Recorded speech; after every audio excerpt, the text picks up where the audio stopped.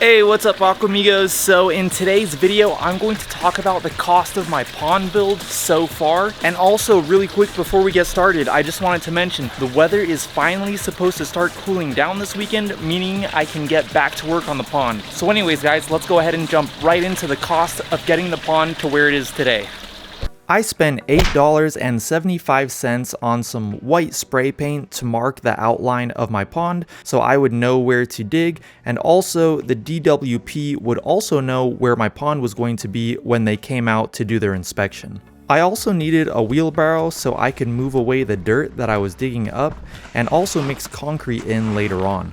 The wheelbarrow was $65.69 from Ace Hardware. Another thing I just wanted to mention is that I've noticed that some of the prices of things have changed from when I started the pond build. For example, when I was starting back in late March, early April, a bag of concrete was going for $3.90 at Lowe's.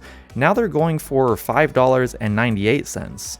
Anyways, once I got to digging the trench for the foundation of my pond's retaining wall, I bought 7 bags of Quikrete concrete at $3.90 each, 4 10-foot pieces of rebar at $6.58 each, and 16 of these small blocks with wire sticking out of them to hold up the rebar at 98 cents each. Including tax, all these things cost me a total of $75.88. If we add the cost of the wheelbarrow and the spray paint, our grand total is $150.32. The next thing I needed was some landscaping bender board to help form the edge of my foundation. I found 2 of them at $33 each. I already had some wooden stakes at home, but I needed to buy some extra ones for $9. The total for these, including tax, was $82.13, bringing our grand total to $232.45. By the way, I just wanted to mention really quick that sales tax where I live is about 9.5%. After I got the bender board in place, the rebar in place, and my 7 bags of concrete poured, I was able to estimate how many more bags of concrete I would need, as well as how many cinder blocks I would need. So I ordered 70 cinder blocks, 20 half cinder blocks, and 40 bags of concrete from Lowe's. Including tax and the $79 delivery fee from Lowe's, I spent $430.55. After adding this to our grand total, we are now at $663 even. With the new concrete, I was able to finish up pouring the foundation and start digging out the middle of the pond.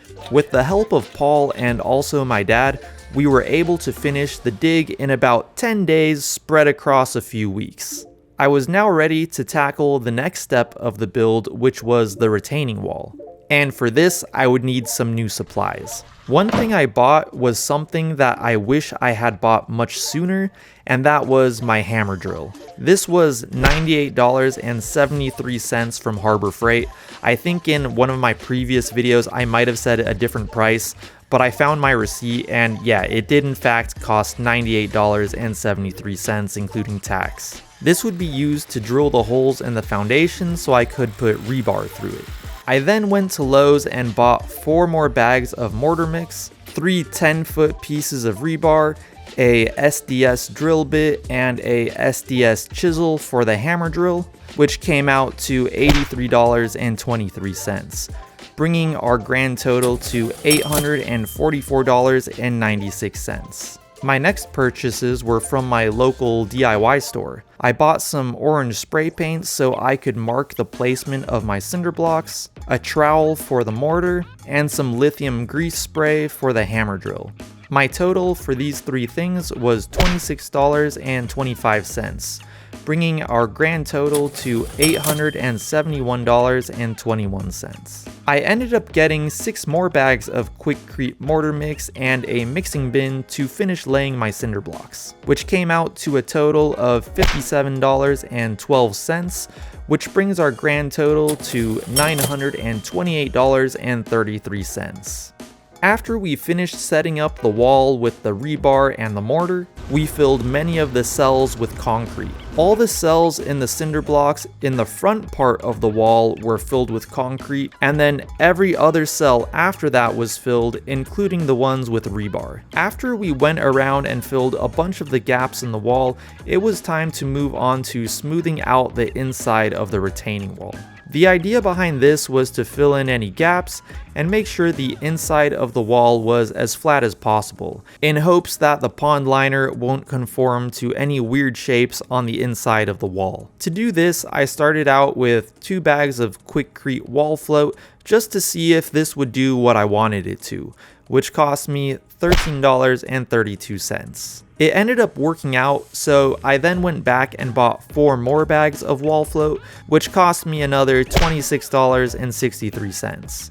And of course, I had to go back and get 1 more bag of wall float, bringing our grand total to $974.36. I then bought 5 bags of stucco from Lowe's for the outside of the pond wall, which came out to $85.85. The stucco was roughly $15 a bag, and I haven't used any of it yet, but one day I went back and bought another bag of stucco from Lowe's because I realized the 5 bags that I bought before wasn't going to be enough. And when I went to buy this single bag of stucco, the price had jumped up to $19.68 a bag, which brought our grand total to $1,079.89.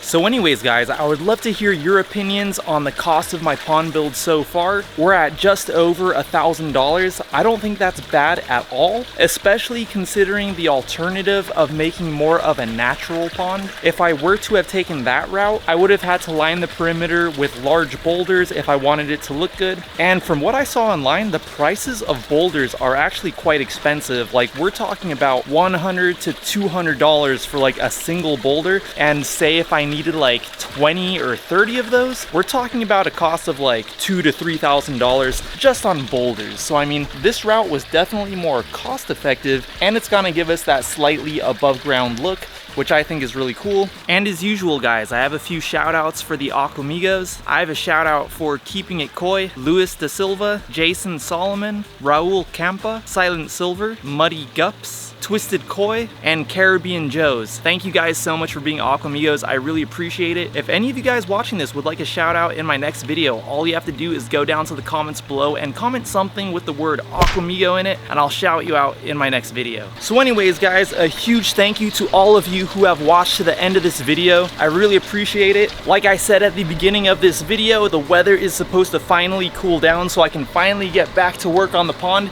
It's just been way too hot over the past 2 weeks. And as usual guys, if you did like this video, I'd really appreciate it if you went down there and gave this video a like. That would help me out so much.